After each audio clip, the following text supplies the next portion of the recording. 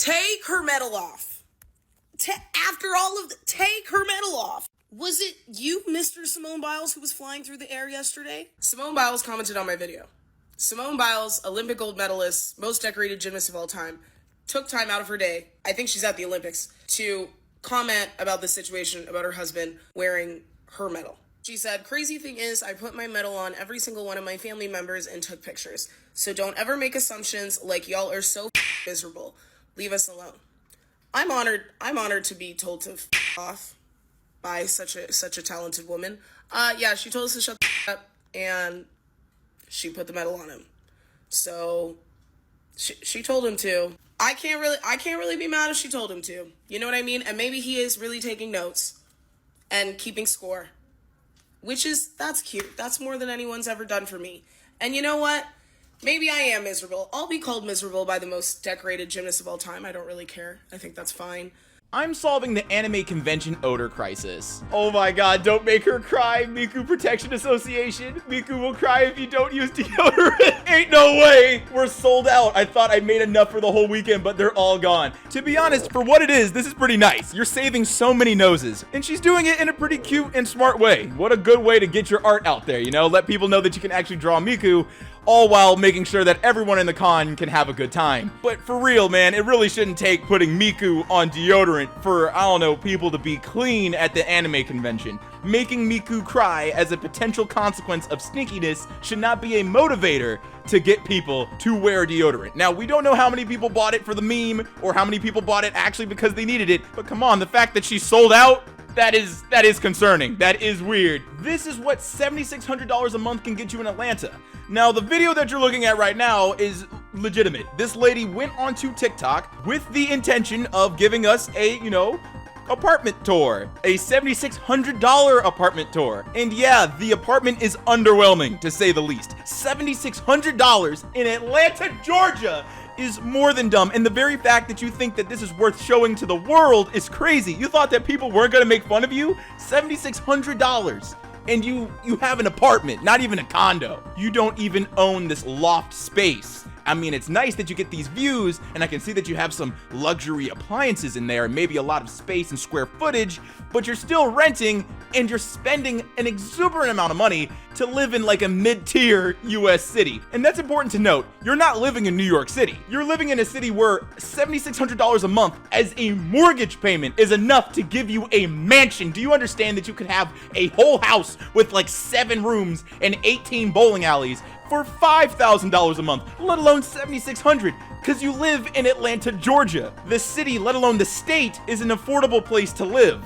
You could have used that money to get a way better deal, and the only thing you're sacrificing is convenience. In the Emoji Movie 2017, a boy manages to score a date with a girl by sending her a super cool emoji. Yes, this really happened. I'm not joking. It's the emotional climax of the story. And I vaguely remember that people disliked the film and also liked it, like, unironically because it was so strange and the concept was so different. I mean, it is original. No one ever thought to make a movie about emojis, and certainly no one dared to even make a second attempt. But you know what? I'll give it to them for trying. They tried to make a serious animated film about an impossible topic, and they certainly saw it through to the end, and there was simply no reward for all of their hard work. A lot of effort went into this film for it to make no money, be forgotten, and now be brought back up only to be ridiculed again. You know, no disrespect, how is every poly person ugly? That's not true. I'm sure a lot of poly... Oh, that's a face. Your husband is in there with his other partner, and they're prettier than you. I doubt it. I doubt it. Slap that button, press X to tap. Like, this caption is true. Every poly person I see on TikTok, especially on TikTok and Twitter, looks like they smell like the water left in the pot after you boil hot dogs. And at its face, it doesn't make any sense. You would think that attractive people might want to participate in a behavior like this, but no. Think about it. These people who otherwise would not be able to be in a relationship are now able to be in one, with the only caveat being that, their partner is allowed to see other people. And the only people on the planet who would pull the trigger on something like that are people who really wouldn't have the opportunity to date otherwise. And that very fact selects for certain faces. That absolutely is a filter. Tattoo his name so he know it's real. No disrespect, But like, what body part is this? What am I looking at? Okay, so without any other context clues, it looks like she's on her belly, I think. And I think that's what a lot of people were guessing as well, because this image was drawn or put together the moment that this tweet went viral, and I agree with it. I have a feeling that she is actually on her belly, and she got Gabe tattooed on her back belly, which is exactly what I want to talk about. Not necessarily the way that she looks, even though it's unique. What bothered me and about 800,000 other people was the very fact that she got a tattoo of someone's name in current year. People are still doing that with the expressed intention to, I don't know, validate and, you know, proclaim their love for another person. Because of course, that makes sense. That makes so much sense, especially putting it online for other people to see. It's absolutely amazing. The intelligence and class is just so obvious and palpable.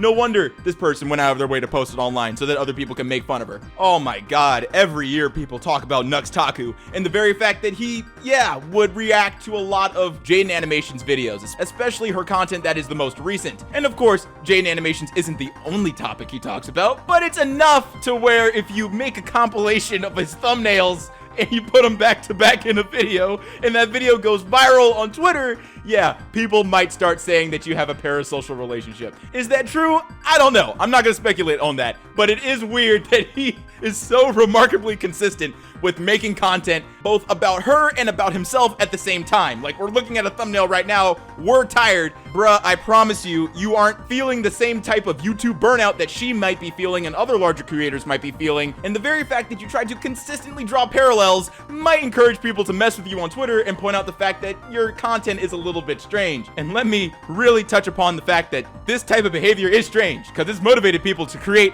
browser extensions to make fun of you, man. And said browser extension is so like popular as a gag little funny thing to use on Firefox that people have decided to screenshot your channel whilst using that extension just to make your channel look even worse and even more like icky and parasocial, bro. Bud Dragon. Oh, that's different. I've never seen this type of packaging for the legal and or illegal lettuce, depending on your location. This is an interesting pack. Bud Dragon, I like that. I don't like that one. I swear, man, people just do anything. They just don't think. I know for a fact that took time, man. And I just have questions like, why? Why would you want your bud to be 18 plus anthro themed, bro? I ask again, why would you want to smoke yif? It makes no sense to me, but I guess it has to make sense now. You made it real. Whoever did this made this real, and that very decision can't be undone. So it begs the question, if someone offered you the E621 pack, would you take a hit? Would you grind it up and smoke it? Would you be okay with the rapid onset schizophrenia that would absolutely follow the first hit you take off of such demonic bud? Hey, I promise you, you are not experiencing psychosis right now. You're not losing your mind. This account and accounts like it exist, and we're gonna go ahead and explore the depraved rabbit hole that is Femboy Natsock Twitter.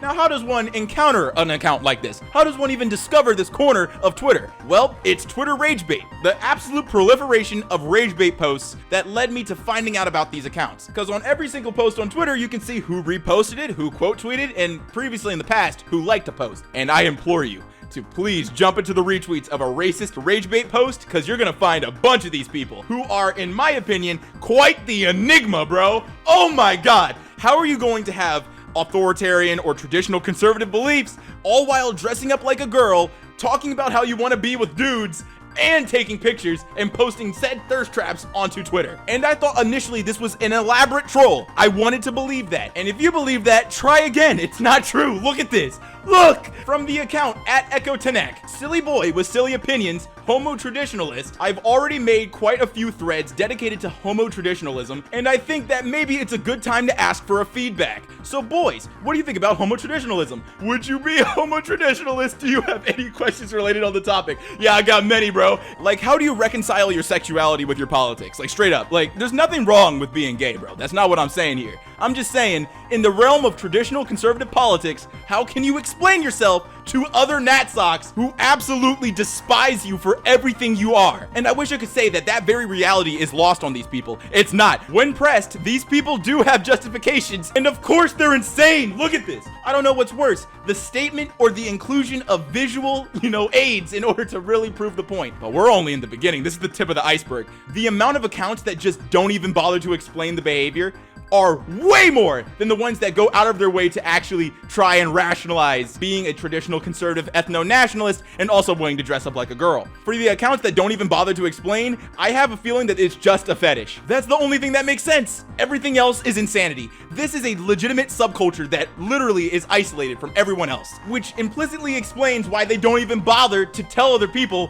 what is going on. Because the only people who are interested are people who are in the in-group, you feel me? Everybody there just understands how strange this is. You're putting the black sun on top of Astolfo. I never thought I'd see that in my life. It's simply perplexing. Look at what they did to Link. Like, for real, what does this statement mean? The gender of his Slavic or Finno-Uric wife? What? Who would have thought that terms based in esoteric Nordicism could actually be used, seen, and coupled with gay femboy thirst traps and images? Who would have thought, bro? Not me. I would never have called that. I never thought I would see something like that. And I want to reiterate, there's nothing wrong with being gay. There's nothing wrong with even being an ethno-nationalist.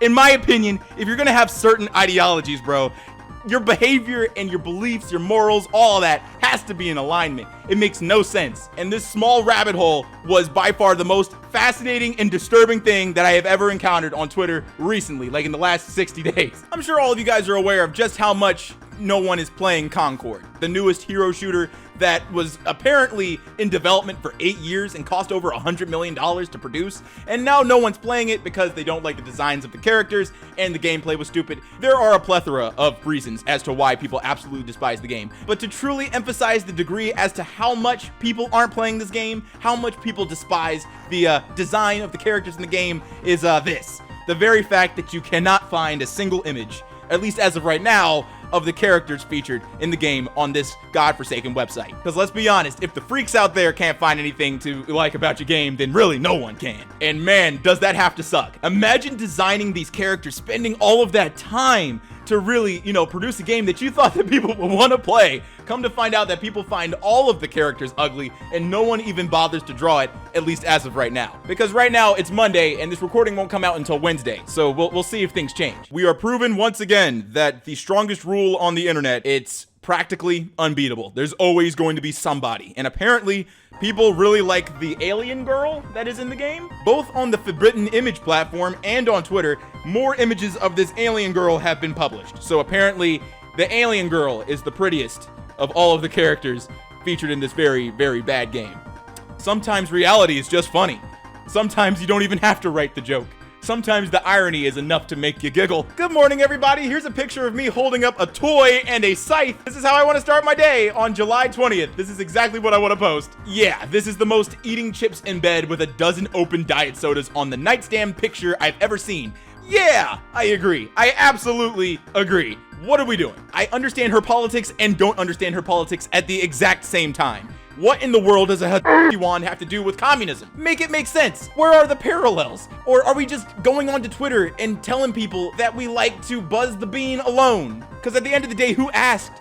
Who asked to know that this is what you do? I'm not saying that it's a problem to partake in, some self-buzzing, but it is still strange to post a picture of you holding up your pleasure machine online. It really doesn't matter what statement you're trying to make, it's still strange regardless of the circumstances. What's up, everybody? It's your boy Ailurus, aka Panda Daddy, and I hope you enjoyed today's video. And if you did, let me know in the comments down below and leave a like if you liked the video. And if you're new to my channel, go ahead and subscribe, fam. What you doing watching videos and not subscribing? And if you're old, make sure to hit that bell so it gets notifications every time. If you haven't already seen the newest installment of the r/Morbid Reality series, it will be linked in the description down below for you to watch and see. And if you've already seen and or slept through that video, go ahead and watch it again. The r/Morbid Reality experience never gets tiring and is always entertaining. Also, if you're unaware, I have a Twitter account where I post channel updates, video updates, and all other sorts of internet nonsense that I feel that you guys need to see. And if that's something that you want to be into, go ahead and give me a follow. And hey, maybe if I reach like 10,000 followers, we can do like another, I don't know, cool channel art competition. It's been a minute since we've done one of those, and why not use that as an opportunity to jazz up the Twitter page? So yeah, give me a follow if you're interested in all of that. And of course, we have to thank the Patreon supporters that make content like this possible.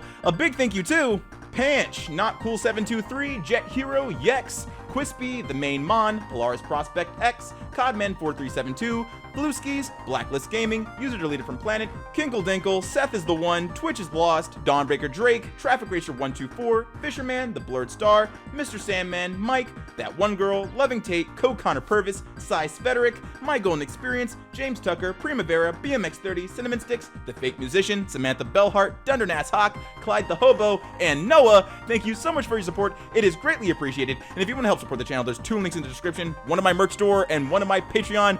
Both funds go directly into the channel so we can maintain what's happening here. And as always, stay zesty.